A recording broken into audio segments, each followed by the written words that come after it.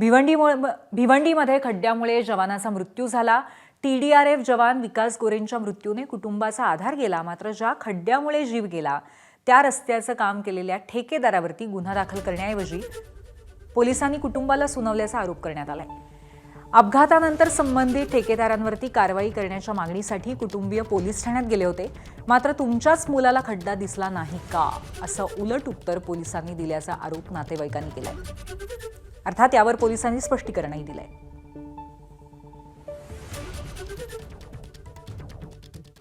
तिथले police PI Kadam senior police आहेत, ते म्हणतात का मुलाची चुकी असेल, त्याला खड्डा दिसला नाही का, ते तक्रार घेण्यात टाळाटाळ करीत होते। ते आम्ही ठेकेदाराच्या विरुद्ध तक्रार द्यायला गेलो तर ते बोलते मुलाची चुकी असेल।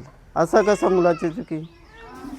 त्या दिवस धोधो पाऊस कोसळत होता आणि पूर्ण खड्डा भरलेला असल्यामुळे ते मुलाला कळला नसेल तो खड्डा पाण्यात भरलेला आहे का खड्डा आहे। संबंधित ठेकेदारावर गुन्हा नोंद व्हायलाच पाहिजे।